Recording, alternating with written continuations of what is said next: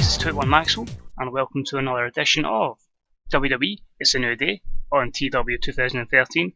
We're on the road to WrestleMania, a wee detour to Fastlane coming up in 2 weeks' time. Hopefully producing potentially a better card than WWE. Remains to be seen because they are starting to pick up a little bit of pace. Some decent shows recently. This is recorded before last week's Raw, so I can't really comment on it, but we'll see what happens. And yeah, hopefully you enjoy this show. Kind of puts together a bit more of the Fastlane card. I think we'll properly reveal that next week. But we've got 16 segments, we've got 4 pre-show matches, and overall it kind of shows a little bit of the Fastlane card and a few hints towards WrestleMania. So we'll kick on to the show. We're booking the show from the Great Lakes. And let's, without further ado, crack right into it. And I hope you enjoy it. Thanks for watching. So in front of 9,602 fans, and a bout that featured solid in-ring action but non-existent crowd heat, with the tag team of Hideo Itami and Tanahashi defeating the Lucha Dragons in 807 when Hiroshi Tanahashi defeated Sin Cara by pinfall with a Dragon Suplex. Let's get a D+48, which is a pretty good rating, considering obviously the overness of them all in America. No skill improvements, overall just giving the heel tag team the victory here and some overness. Next up, in an awful match that was completely devoid of heat, we had Bayley defeat Naomi in 828 by pinfall with a hugplex, or the belly to Bayley. E+31, it's okay. I still need to take Tamina off of Naomi as manager, but as I say, we're slowly building Bayley up from a lack of overness. No worker improvements here. The push of Bayley will all make sense in the upcoming weeks. Next up and about the head, solid in-ring action but non-existent crowd heat. The tag team of Chad Gable and Jason Jordan defeated Adam Rose and Curtis Axel in 757 when Jason Jordan defeated Adam Rose by pinfall. Let's get a D41. Couple of good bits of chemistry. Adam Rose was off his game tonight. Curtis Axel improves technical performances, but overall I'm quite happy with that. With a solid D41. And in our pre-show main event, a match that had some good action at every sheet. Bad News Barrett defeats RVD in 8 minutes and 14 by pinfall with the Wasteland. C-58 puts Barrett over, that's all that was required, and there were no skill improvements to comment upon. Overall, just really, as I say, does its job and puts Barrett over. So we start off the show with some pyro, yay! And we have Michael Cole introduce the show by saying, "Hello everyone and welcome to the longest running episodic TV show on US television. Welcome to Monday Night Raw." JBL says, "That's right, Michael. And what a main event we have this evening." Michael Cole says, "That's right, we have Seth Rollins teaming up with the team of Luke Harper and Bray Wyatt." JBL says, "And what an all-star team they will face up against tonight. The GOAT, Daniel Bryan, the face who runs the place, John Cena, and the WWE World Heavyweight Champion, Dean Ambrose." Michael Cole says, "What will go down when these 6 men collide? All this and much more on tonight's Monday Night Raw." So a pretty good rating there, B-76, good way to start the show, good energy. Michael Cole was poor and is a dreadfully stale character, so I'll need to look into that. I've corrected the characters to last week, so hopefully they get good ratings here and it continues to storylines. We start the show with some 8-man tag action and a match that had some good action but not much in the way of heat. Dolph Ziggler, Rusev, and the New Days, not Xavier Woods, sorry, Big E and Kofi Kingston with Xavier Woods defeat the team of Ricochet, Neville, and the City Cowboys of James Storm and Robert Roode in 8 minutes and 42 when Rusev defeats Neville by pinfall with a Bullplex. We'll just say he does the Bullplex, but anyway, C-56, it's okay, not amazing, not terrible, because there's a mixture of mid-card and upper mid-card talents there. Xavier Woods did some good work at ringside, and he's changed to a proud ethnic gimmick, which got an initial 86 rating, and this feud also continues the tag team storyline. Rusev improves Rumble skills, while Neville improves his technical skills. Overall, it was just given a bit of momentum towards the heels here, especially like Dolph Ziggler, who kind of needs some victories. But obviously, looking Rusev, make him look as strong as possible. But then backstage in the locker room where the Intercontinental Champion Kevin Owens is approaching the US Champion Finn Balor.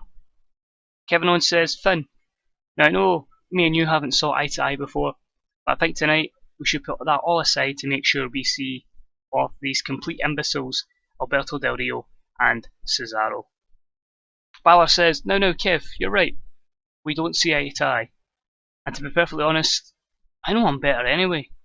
But the bigger picture is these two, Del Rio and Cesaro, they need to be taken care of. So tonight, consider it an alliance. But just watch my back, because out there I am going to be phenomenal. So it's C plus 69, just typing up, there's a bit of tension between these two, but they're hoping to get the victory in this upcoming match. Which actually delivers a very solid rating for being so low in the card, and a match that had some good action and average heat. Cesaro and Alberto Del Rio defeated Finn Balor and Kevin Owens in 12:28 when Alberto Del Rio defeated Finn Balor by pinfall with a bridging German suplex following botched interference by the Machine Gun, Carl Anderson. E-75 delighted with that. Continues the US storyline and the IC storyline, which I've just curated. Because when I was doing SmackDown, it came up I had lack of storyline, so I've made some fresh foods and stuff for Fastlane before we focus on WrestleMania. No skill improvements, but overall, can't argue with that apart from maybe a few chemistry, motivation. Cesaro now getting the steel character treatment. But it's about 6 months we've done the save, so that kind of makes sense that that's going to start coming up. We're then about to see Eric Rowan and Braun Strowman in tag team action. Michael Cole and JBL give them massive praise as they head to the ring. Michael Cole says, I feel so sorry for the primetime players who are going to have to face off against these monsters. JBL says, I don't Maggle. I struggle to think of a more physically dominating superstar in the WWE today than Braun Strowman. Michael Cole says, when you add in the mystique of Bray Wyatt, the craziness of Luke Harper, JBL says, what a dangerous unit you have in the Wyatt family. I would not want to cross paths with them. So really just overly putting over the Wyatt family with a C64 there. You get the good overness of Bray Wyatt, the okay overness of Luke Harper, and continue to build up Eric Rowan and Braun Strowman. Michael Cole's character still stale. As I say, I'll look into that after the show. Nothing else you can really add to that. In an extremely short match, Eric Rowan and Braun Strowman defeat the primetime players in 4:45 when Braun Strowman defeated Titus O'Neil by pinfall with a big splash. D44, pretty basic, but it doesn't help that both of the babyfaces were off their game. Braun Strowman has now switched to a badass gimmick, which gets an initial 82, so good rating there. Darren Young improves performance skills, but overall, that did absolutely nothing to help Eric Rowan and Braun Strowman. Strowman and Rowan pick up the victory here tonight, however the flames go off on the ring posts. It's Kane who makes his appearance known, and he's backed up by John Cena and Daniel Bryan. And with no Harper or Wyatt nearby, it's a 3-on-2 revenge attack. Bryan deals with Rowan, Cena and Kane attack Braun Strowman. Strowman takes a double clothesline over the top rope to the floor before all three babyfaces hit their finishing moves on Eric Rowan. We go chokeslam, we go the attitude adjustment before Daniel Bryan locks in the yes lock and Eric Rowan is tapping before he's dragged out of the ring by Strowman and they head to the back. C-58 because of Kane's meh overness and the poor overness of Strowman and Rowan. But Daniel Bryan came across well and it continues the storyline going forward. Next up in an extremely short match, the Boss, Sasha Banks, defeats Rosa Mendes in 4:36 by pinfall.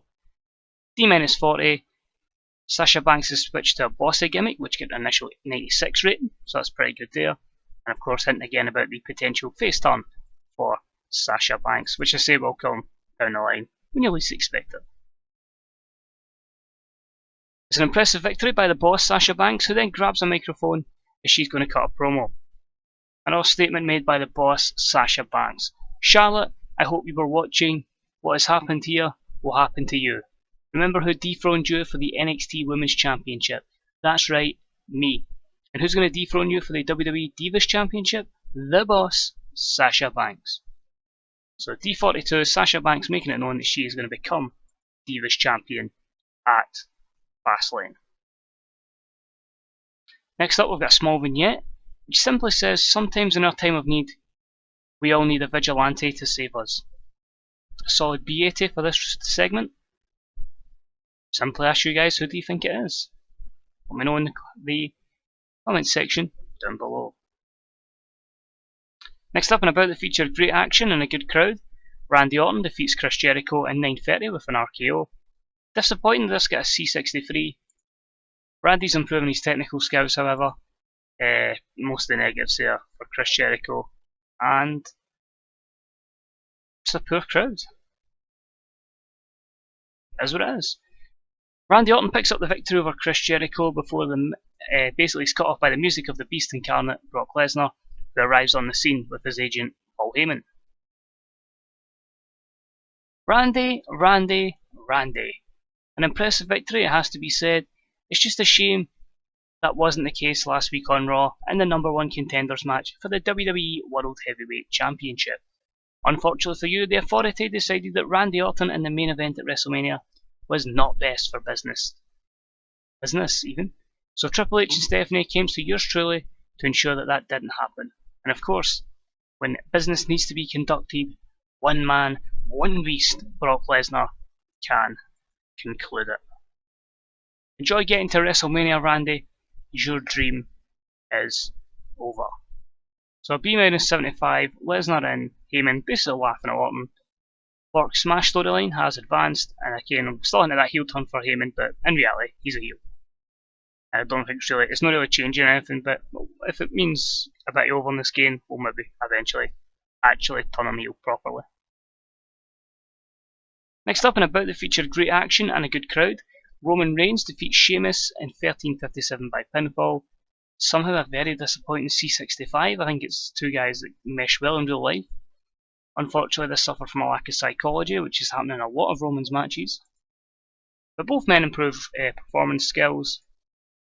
Negatives here, both guys holding back, psychology and blowing the crowd's mood. So maybe we could have had somebody more over to face Roman Reigns instead of Sheamus. Roman Reigns wins again with a good victory over Sheamus, and he's now interrupted by the COO of the WWE, Triple H, who has appeared on the Titantron. Congratulations, Roman. Performance that's going to make you look really strong going into WrestleMania and your WWE World Heavyweight Championship match. But how ready are you? Are you ready to become the next WWE World Heavyweight Champion? Be the champion for the first time? Why don't we put that to the test at Fastlane? We'll give you one of the biggest rematches in WWE history. In one corner, we will have Roman Reigns, and in the other corner, we won't just have a wrestler, we won't just have a sports entertainer, but a beast. The Beast, Brock Lesnar. Reigns looks shocked as his road to WrestleMania takes a massive detour at Fastlane. Triple H improvised well with a solid B80 segment here. Just again playing the cards against Roman Reigns from the Authority, who have been pretty quiet, but I say going into WrestleMania we really need them to look strong as well. Next up, we've got a very disappointing promo from Daniel Bryan, only a C63. He says, month after month after month, I have sat in the sidelines and watched the Wyatt family take over WWE and wreak havoc to not only friends, but family. As soon as doctors cleared me, I had only one thing in my mind: avenge my family and assure their safety. But I cannot stress how much it means to me to be back with my peers, my friends, my family, and to entertain the WWE Universe. So tonight, myself, John Cena, and Dean Ambrose show the world that good guys do win, and we will defeat the Wyatt family and Seth Rollins. So simple promo by Bryan. C63 continues the Where's Nikki storyline, but overall, we really need to build him up because that's a poor promo from D-Bry. But the main event delivers, and about the featured great action and a good crowd. Dean Ambrose, Daniel Bryan and John Cena defeat Bray Wyatt, Luke Harper and Seth Rollins in 13:48 when Daniel Bryan defeats Luke Harper by pinfall. Continues two storylines. Seth Rollins has switched to a cocky gimmick, which gets an initial 90 rating. That's a really good change of gimmicks here, never really one that's really failed. But he is improving his performance skills. And if we look at a dirt sheet here, it's mostly poor gimmicks, holding back, and low morale in the case of John Cena. But overall, I'm pretty happy with that. And a pay-per-view, you could be looking at an 85 and 86 there. So overall, a B-77, which gets our popularity up in 19 regions. So we're slowly but surely improving every week.